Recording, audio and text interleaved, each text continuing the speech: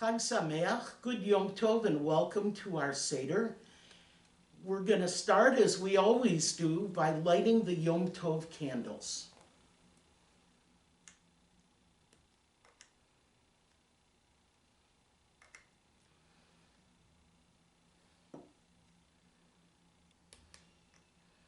The blessings are on page 5. You are welcome to join me. Blessed are you, Adonai, our God, creator of the universe, who makes us holy with your mitzvot and who commands us to light the festival candles. Blessed are you, Adonai, our God, creator of the universe, who gave us life, sustained us, and enabled us to reach this season of joy. Baruch atah Adonai Eloheinu melech haolam, asher kiddushanu b'mitzvotav v'tzivanu lahadlik ner shel Yom Tov.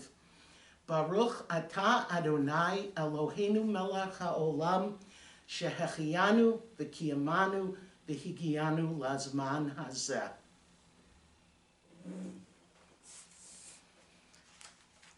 We always ask at a Seder, why is this night different than all other nights? And this year, indeed, the Seder is different from all other Seders. I know that most of us are used to being with family and friends at large tables, and we hope that this year the Massry family will stand you instead in place of family and friends, and you'll hold them in your hearts. As Jews have made Seder in very difficult times, we too are making Seder tonight and celebrating our freedom. And now we are going to turn in our prayer books and our Haggadot to page 8. And we're going to lift our cup of grape juice and say the blessing, the Kiddush. Baruch atah Adonai Eloheinu melech haolam, borei peri hagafen. Blessed are you, Adonai, our God, creator of the universe, who creates the fruit of the vine. Blessed are you, Adonai, our God, creator of the universe, who has chosen us from all nations and raised us above all tongues and made us holy with your mitzvot. And you, Adonai, our God, have lovingly given us festivals for rejoicing, holidays, and seasons for gladness. This festival of matzah, the season of our freedom, a holy gathering and remembrance of the exodus from Egypt. For you have chosen us and made us holy from all peoples, and your holy festivals and joy and gladness you granted us as our heritage. Blessed are you, Adonai, who makes holy Israel and the festive seasons. Baruch atah Adonai, Mekadesh Amo Yisrael, v'hazmanim. Blessed are you, Adonai, our God, creator of the universe, who has kept us alive, sustained us, and brought us to this season. Baruch atah Adonai, Eloheinu melech haolam, shehechianu v'kiyamanu v'higianu lazman hazeh. And we're going to drink that first cup of grape juice while we recline to the left.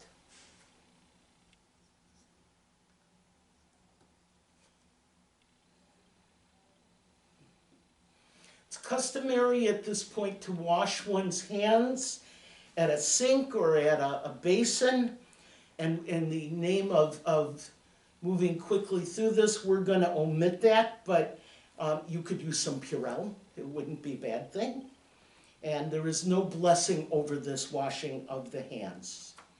And now we are going to dip the karpas. So we take from our Seder plate a piece of celery or parsley, and we're going to dip it in the salt water.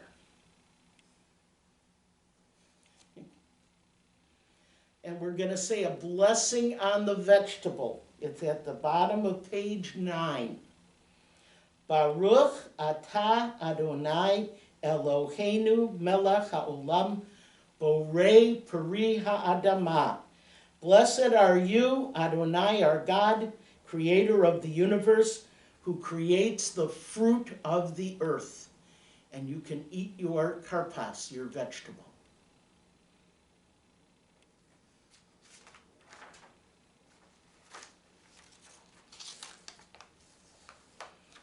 And now we continue on page 10. We're going to uncover the matzah. And we have here our 3 matzahs, as we always do. And we're going to break the middle matzah and wrap the larger half. That's kind of self-contradictory, isn't it? We're going to wrap that up in a napkin. I'm going to hide it under my plate, is what I'm going to do. And I bet you, many of you have memories of what you did with an afikomen and what kind of presents you used to get for that. But we're going to put this aside to use later in the Seder. They have a custom here of the afikomen portion being put on your shoulder and saying, "In haste did we go out of Egypt." This is custom from another part of the world, and it's a nice one. I do not remember where it's from. And we are going to lift this broken matzah, not the afikomen, the other piece. And at the bottom of page 10, we are going to say, "This matzah is a symbol of affliction and poverty. The story of Passover tells us about the hardships and suffering that our ancestors endured. It reminds us of those who are in need today.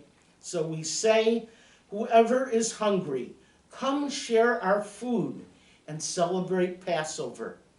To those who are poor or oppressed, we pray for them and hope that the coming year will bring a better life for all." And now we're going to turn to page 11, the next page.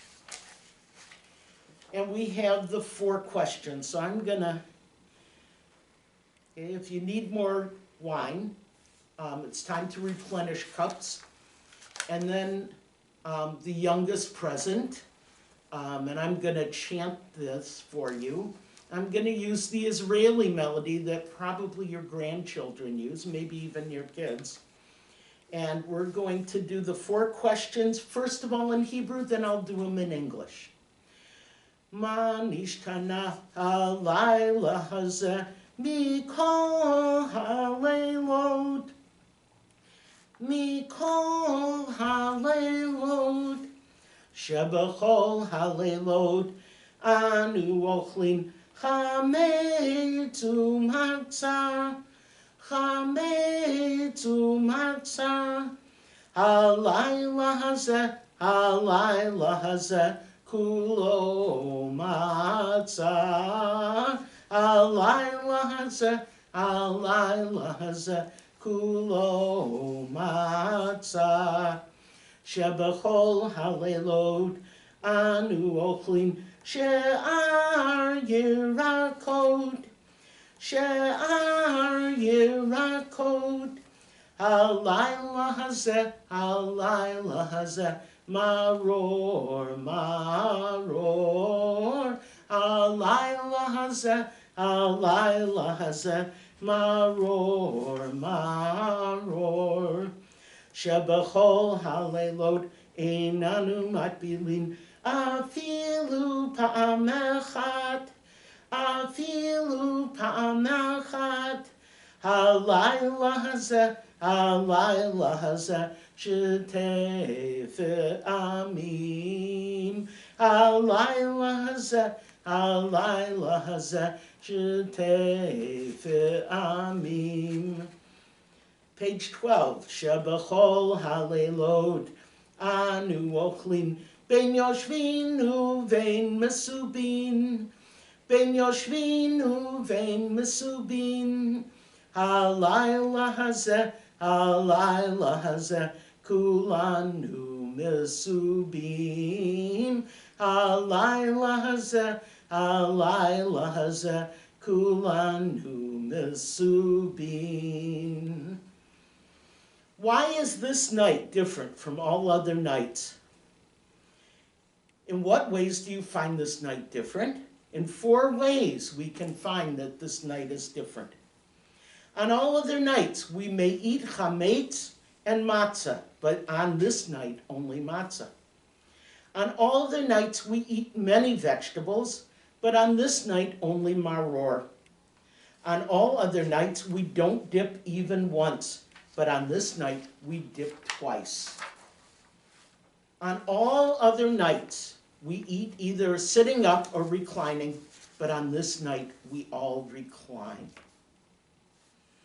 The 4 questions continue on page 12, where it says answering the questions.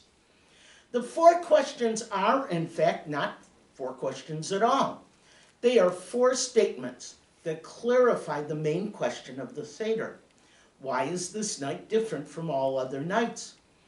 This night is different from all other nights because on this night we tell the story of Passover as inscribed in the book of Exodus. This night is also different because we participate in rituals that have been observed at Passover Seders for centuries by our Jewish ancestors. We remind ourselves every year at this time that we were slaves to Pharaoh in Egypt, and God took us out with a mighty hand and an outstretched arm. If God had not liberated our ancestors from Egyptian slavery, then we and our children and our children's children might still be slaves in the land of Egypt.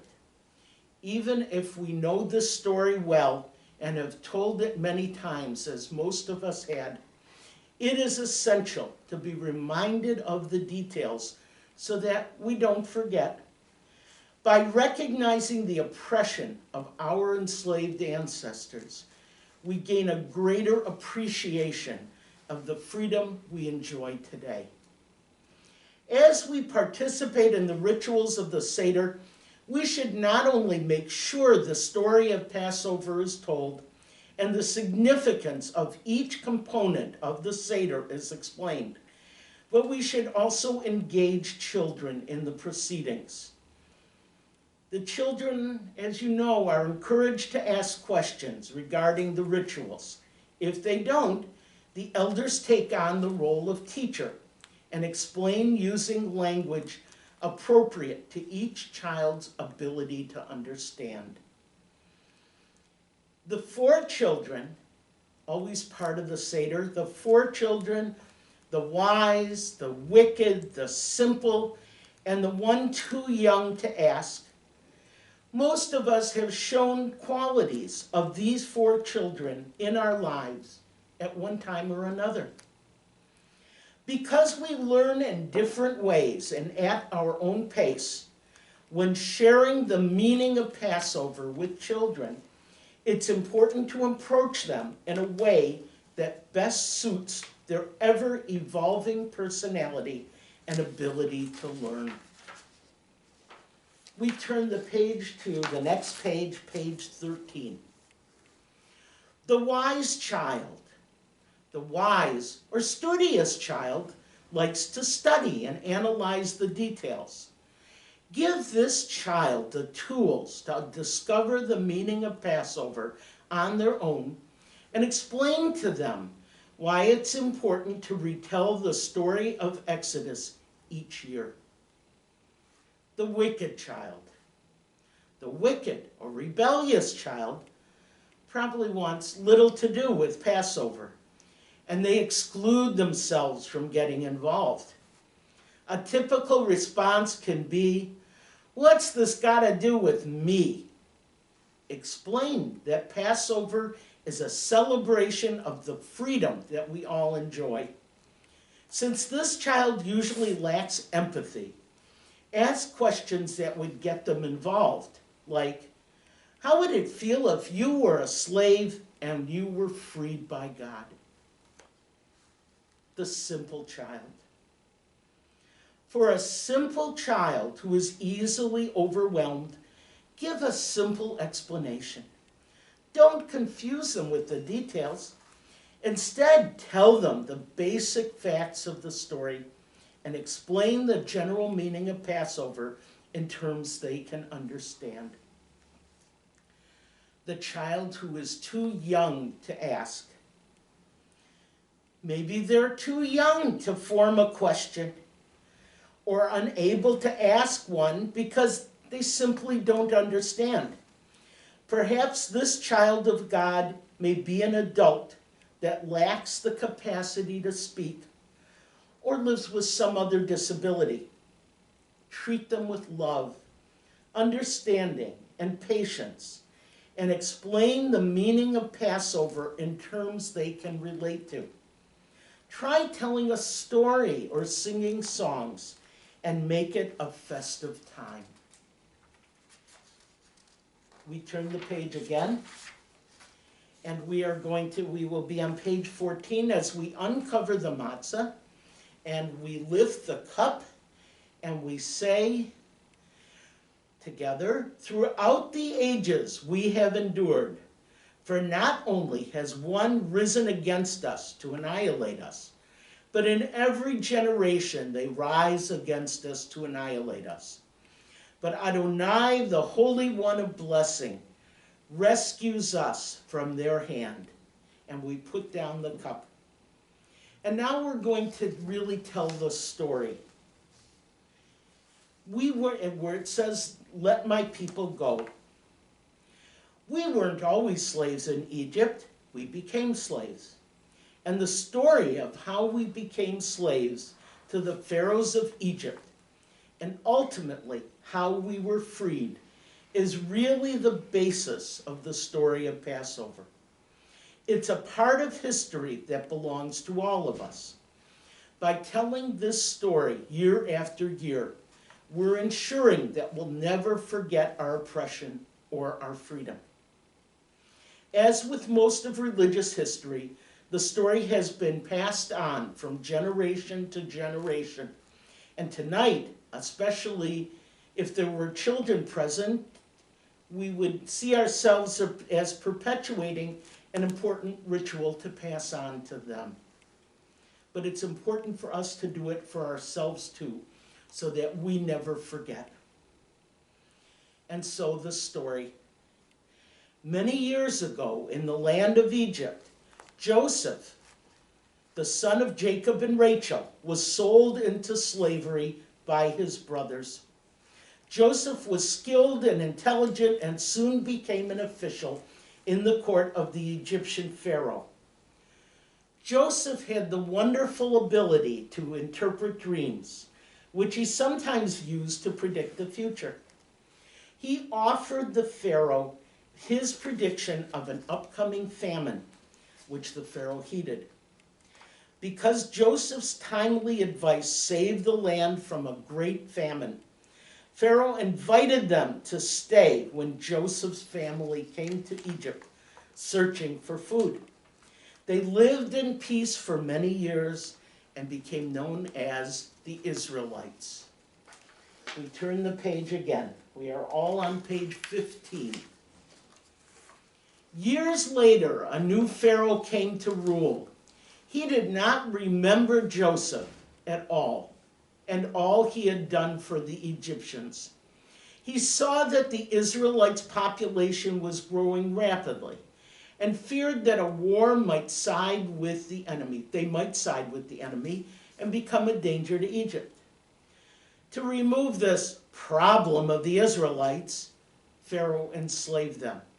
He forced them to work hard, building his cities and palaces, baking bricks and carrying stones in the desert heat.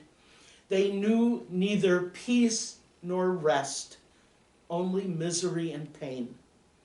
To limit their population, Pharaoh decreed, "Every baby boy born of an Israelite woman shall be drowned in the river." In an effort to save their baby, Amram and Yocheved, a Jewish slave couple, hid him in a basket on the riverbank.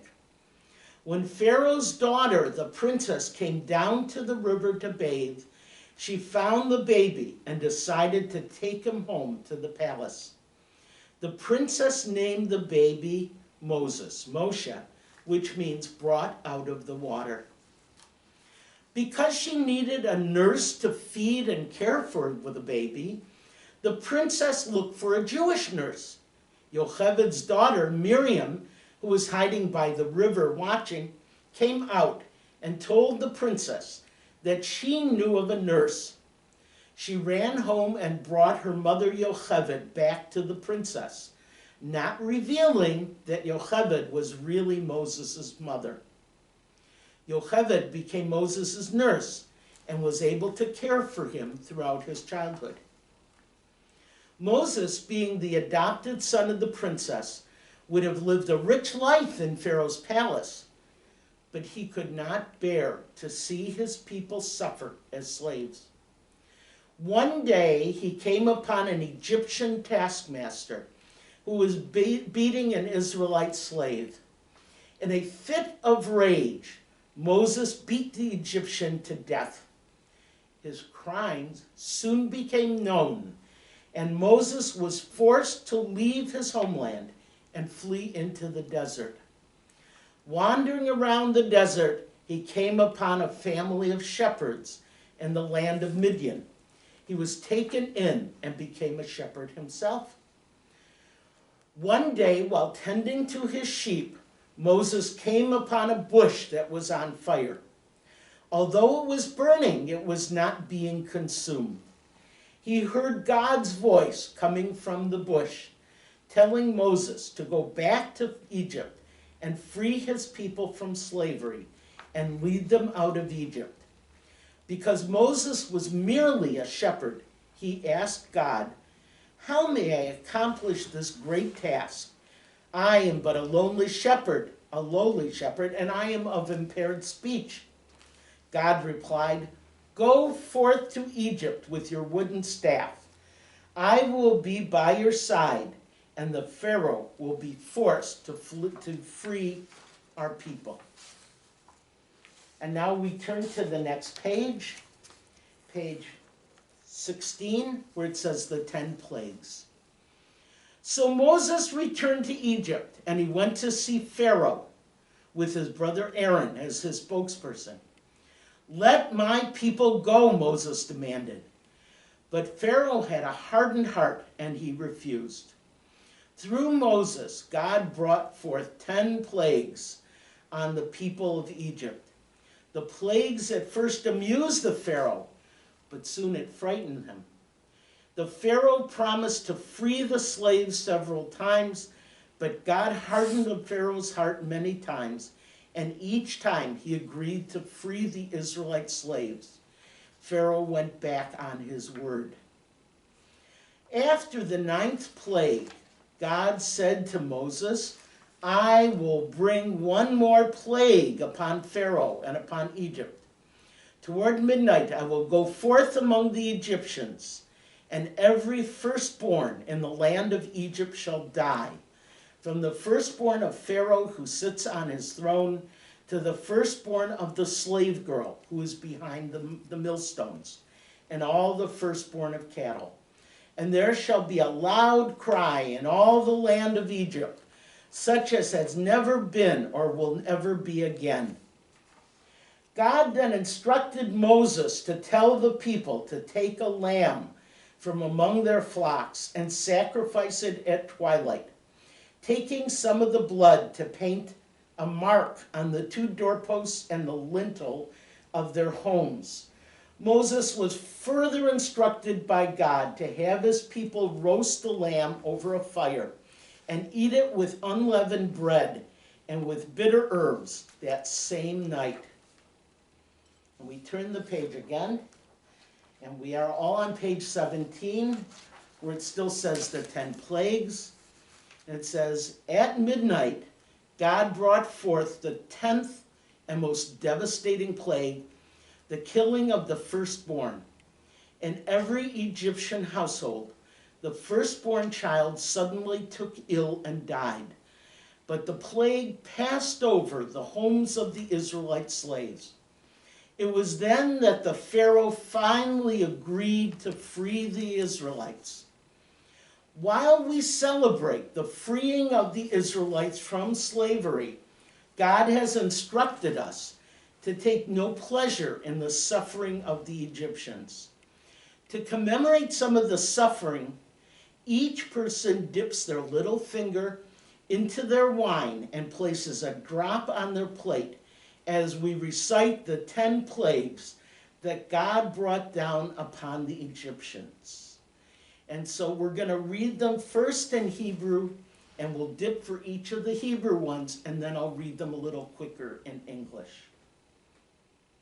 Dam, Tzvardeya, Kinim, Arov, Dever, Shchin, Barad, Arbe, Choshech, Makat Bechorod, blood, frogs, lice, wild beasts, cattle plague, boils, hail, locusts, darkness, and killing of the firstborn. And we turn the page again to page 18. And it says, Moses did not trust the Pharaoh. He told his people to quickly pack whatever they could carry. And Moses led them out of Egypt into the desert. With no time to bake their bread, the people carried their kneading bowls and their dough, wrapped in cloaks upon their shoulders. Once free and in the desert, they baked the dough on the hot rocks into matzah, unleavened bread.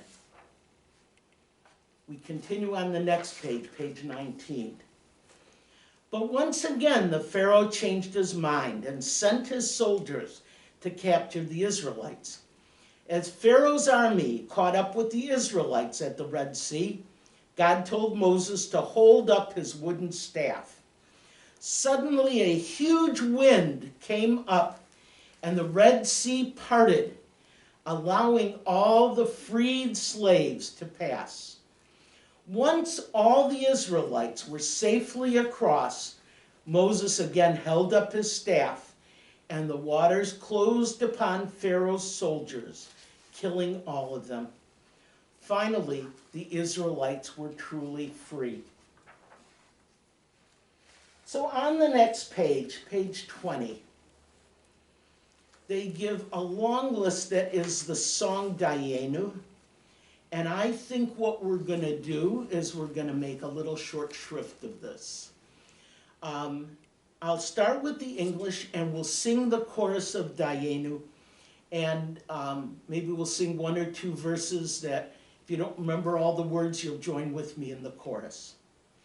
As a way of giving praise to God and showing appreciation for all the blessings given us, we recite Dayenu. Dayenu means it would have been enough, and we are grateful. After each line is read, they say everyone present proclaims Dayenu, but I would miss it. I think you would miss it if we didn't sing Dayenu. So let's sing Dayenu. Ilu hotzianu mi Mitzrayim, hotzianu mi Mitzrayim, Dayenu, Dayenu, Dayenu, Dayenu, Dayenu, Dayenu, Dayenu, Dayenu, Dayenu, Dayenu, Dayenu, Dayenu. Ilu natan lanu et Torah, natan lanu et Torah, Dayenu, Dayenu, Dayenu, Dayenu, Dayenu, Dayenu, Dayenu, Dayenu, Dayenu, Dayenu, Dayenu, Dayenu. Ilu natan lanu et ha-Shabbat, natan lanu et ha-Shabbat, Dayenu.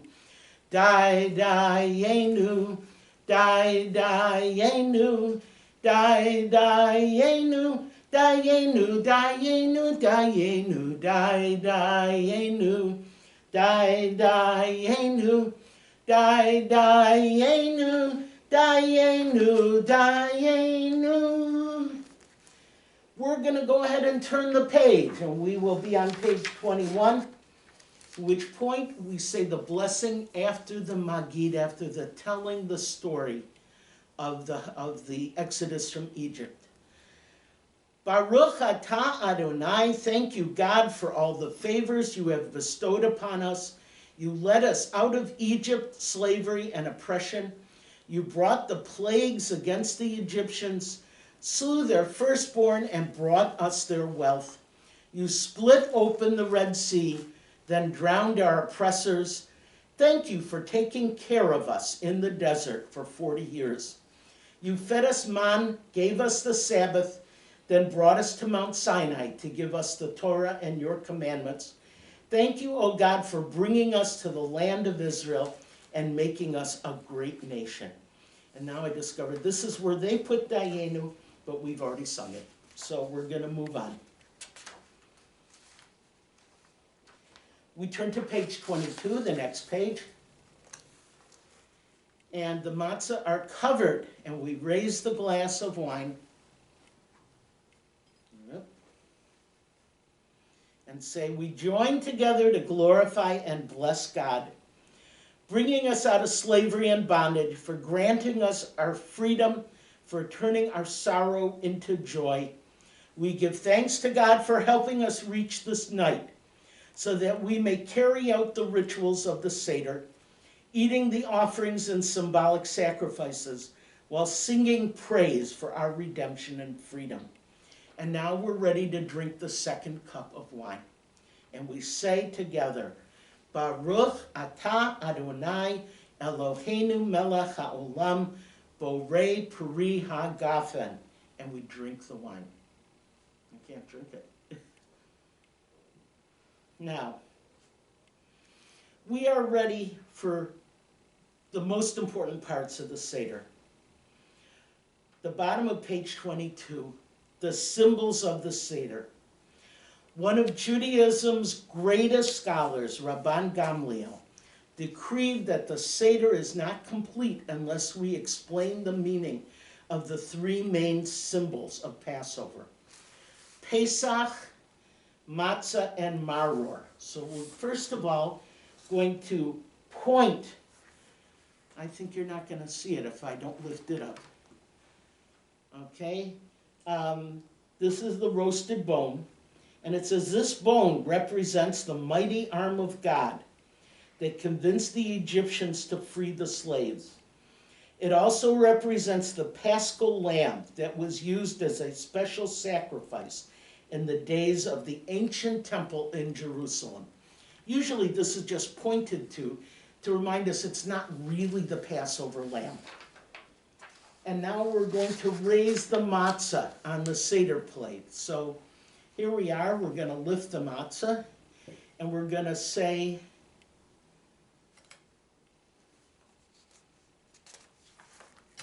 Baruch atah Adonai Eloheinu melech haolam hamotzi lecha min haaretz. Blessed are you, Lord our God, creator of the universe, who brings forth bread from the earth. And then we say this special blessing for the fact that eating matzah is an obligation on Passover.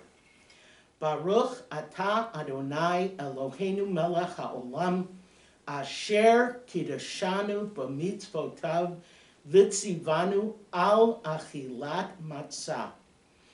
Blessed are you, Adonai our God, creator of the universe, who makes us holy with your commandments and has instructed us in the eating of matzah. And we now take this matzah and we eat it. For not only is it commanded in the Torah by God that 7 days you shall eat unleavened bread, but this matzah also symbolizes the unleavened bread our ancestors ate when they in the desert and in their great haste when fleeing Egypt.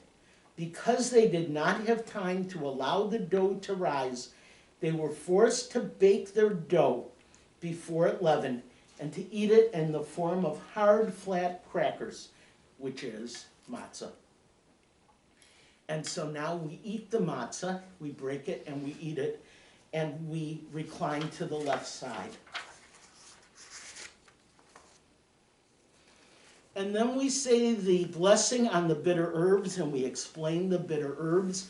So we're going to, it says you take a small spoonful of the maror and the charoset. So the maror here is the is your horseradish, okay, and charoset, and that's the charoset is right here, and you're going to put that. Actually, the smart thing to do is to use the romaine lettuce as the maror, and you put a little bit of charoset on this, and I didn't get the stuff together to do that, but you know what to do. And you're going to take the haroset, the mixture of apples and nuts and cinnamon, and where it says the maro represents the bitter life of slavery, while the haroset represents the mortar used by the slaves to build Pharaoh's cities. Recite the following blessing and then eat them together. So we're going to dip this in. If you have a spoon, it is done more. It's done neater. And we say, Baruch atah Adonai Eloheinu melech haolam, asher kiddushanu b'mitzvotav v'tzivanu al achilat maror. Blessed are you, Adonai our God, creator of the universe, who makes us holy with your mitzvot, and has commanded us concerning the eating of maror. And then you eat the romaine lettuce and the charoset on it. And finally, we make a little hillel sandwich. Right before there was the earlier sandwich, we had hillel. And it says at the bottom of page 24, it is written in the Torah, they shall eat it, the Passover sacrifice, the Passover lamb, with matzah and bitter herbs. Hillel, the revered scholar who lived while the temple still stood, used to combine the Passover offerings of the Passover lamb, the matzah and the maror, and eat them together in a sandwich. Since we no longer have the Passover lamb at our Seder table, we now use matzah, and there's ground up horseradish, and some of that good haroset. We know that's the good stuff. And we combine them, make a little sandwich out of them, and it says we eat them together. Since we no longer have a Passover lamb at our Seder table, we now use the matzah, the maror, and the charoset. And so we take the second bitter herb, often used here as the maror. It is acceptable to use both bitter herbs and use as much charoset as you would like, as long as the bitter taste is present. And so we eat that sandwich. And I invite you to eat the sandwich right now. Take a minute. And then we're going to turn to page 24. And this Haggadah is different than most Haggadahs in that it finishes the whole Seder before the dinner. So we're going to do a few things now before the dinner, and when we're all done with the ritual, you will be free to eat your meal in just a couple minutes. We're going to hold up that third cup of grape juice that usually comes after the meal. And on page 25 we say, Baruch atah Adonai Eloheinu melech haolam, borei peri hagafen, Blessed are you, Adonai, our God, creator of the universe, who creates the fruit of the vine. And we drink that third cup. And now, we're going to fill the cup for Elijah. And in the middle of page 25, we are going to take a moment. You're not going to be able to see this because I'll be off camera. And open the door for Elijah for just a moment. And it says in our booklets, in our Haggadot here, someday the prophet Elijah will return to earth to lead the way for the age of peace. In the spirit of Passover, as a celebration of our freedom, we welcome Elijah into our home and into our Seder. Enter, Elijah the prophet. May you soon come and issue in the age of peace. And I'm going to go off camera and open the door.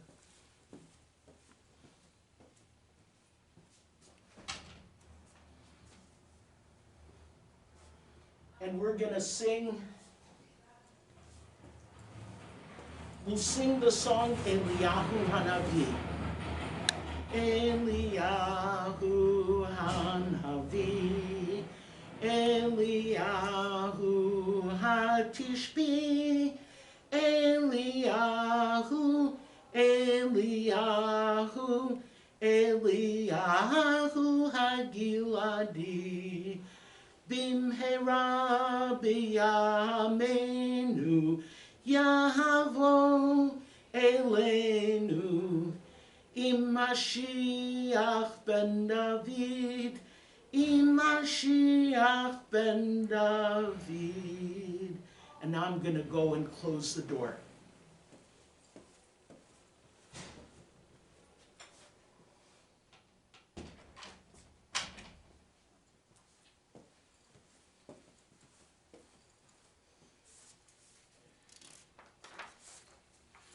We are now ready for the fourth cup of wine on page 26. We're going to lift our cups one last time.